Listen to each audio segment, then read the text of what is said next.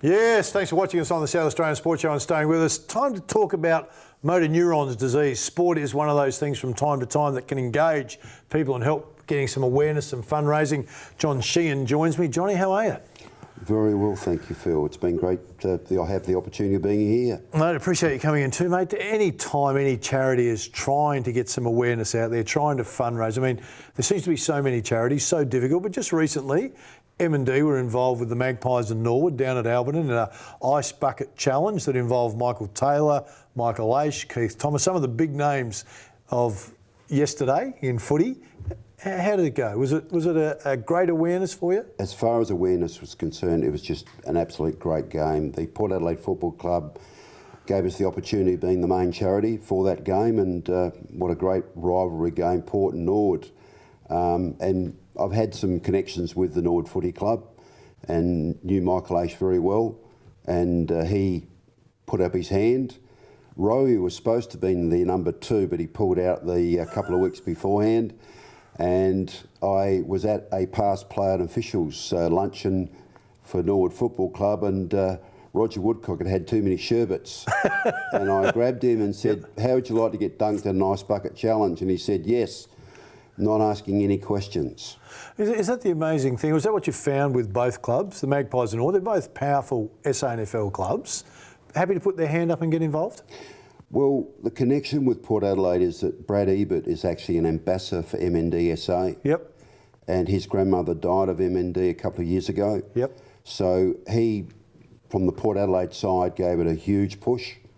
And from the Norwood side, through me and Aishi and Roger and Kingo, Michael Taylor, he put his hand up to do the dunking. He thought he'd take the easy job. Yep. And Keith Thomas and himself did a terrific job of bucketing both George Fiacci, Adrian Setre, Michael Aish and Roger Woodcock. So where does the idea come from, Johnny? I mean, you've been in the seat about 10 months now. Where did the idea come from to pick those two clubs and then to make it happen? Well, Port Adelaide gave us the opportunity of being the preferred charity for that game. Yep. So they basically chose us. So Brad was the prime mover in a lot of ways? Brad was probably in the background there. Yep. And it just made sense that with two rival clubs, there should be a rival challenge. So what we did is that we thought, well, with an ice bucket challenge, we'll get 2 players from Port, 2 players from Norwood, and then the challenge would be to try and get both clubs to raise as much money as they could to help MND and SA, because it's not government funded. It doesn't get the kudos that breast cancer and prostate cancer gets. Sadly, it's an insidious disease. There's no good stories with it. Sadly, Gary West, as you would know, through the racing fraternity, passed away this week. Yeah. So it doesn't get the opportunity quite often to be at a sporting event, and with Port Adelaide and Norwood, it just gave us a great platform for us to work with. All right, well done by both of those clubs too, Port and Norwood. In talking about that, the raising of awareness is always the tricky one, trying to get some publicity for it. Has that been the most difficult thing, you think, in your 10 months in the job? Very much so. As I said, it doesn't get the glory that prostate and breast cancer gets. The opportunity that we have a big walk to defeat MND. With MND, which is held in May, and about 600 or 700 people walk around West Beach. We had a gala dinner, but we're still competing with other charities, which have all got very worthwhile, backgrounds. When you sit with your group of people, the 3 or 4 of you, and you sit down and you try and chart either A, a way to raise awareness, or B, to raise some revenue, you talk about it, there's hundreds of charities, is to try and come up with something new. When you're sitting there, how difficult to go, I've got this idea, and they go, oh, there's already 14 charities do that, or too hard to get a road in there.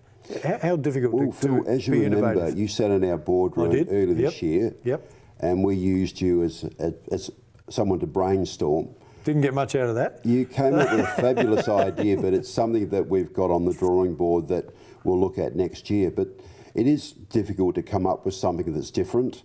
And through Neil Danaher's involvement with Freeze MND, yes, which is about finding a cure, it has given us a lot of national exposure. But it's all about MNDSA, the people that have been diagnosed now and their families.